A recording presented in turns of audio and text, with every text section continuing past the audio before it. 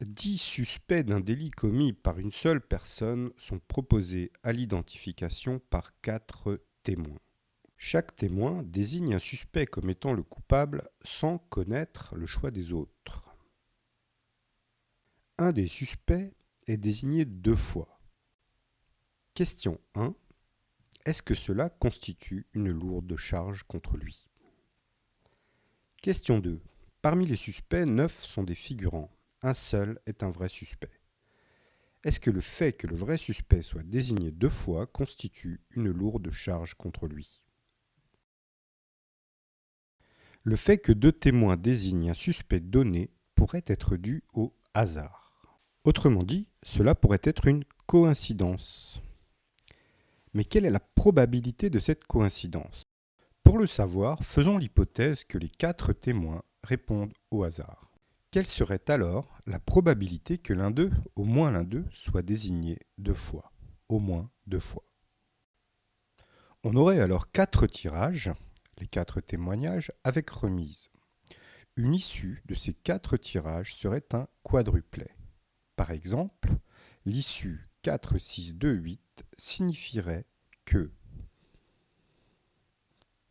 le premier témoin a désigné le suspect 4, le deuxième le suspect 6, le troisième le suspect 2 et le quatrième le suspect 8.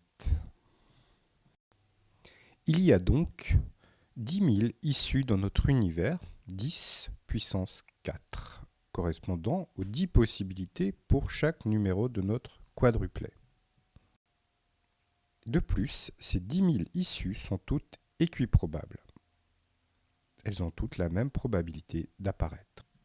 Parmi ces 10 000 issues, combien y en a-t-il qui sont composées de numéros différents?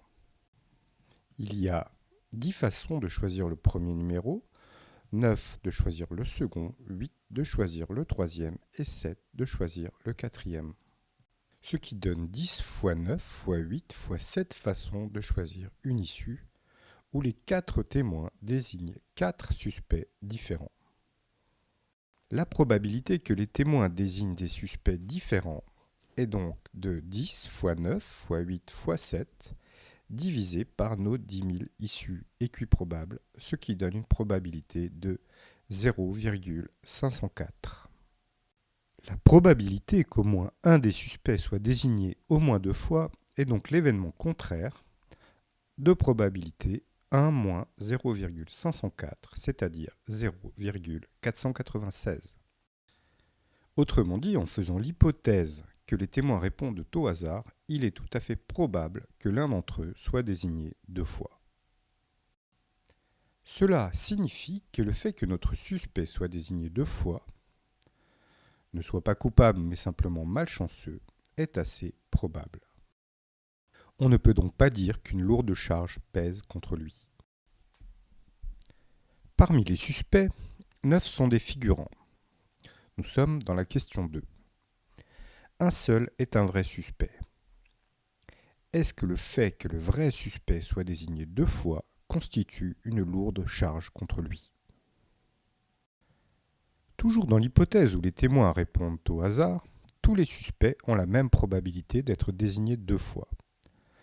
La probabilité que le véritable suspect soit désigné 2 fois au moins, cette probabilité est donc environ le dixième de la probabilité calculée dans la question 1. Nous avons dit environ car il faudrait prendre en compte aussi le fait que 2 suspects pourraient être désignés 2 fois.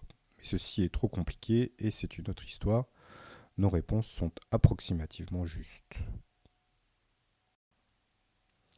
On aurait donc une probabilité d'environ 0,05 que le véritable suspect soit désigné au moins 2 fois, ce qui est peu probable.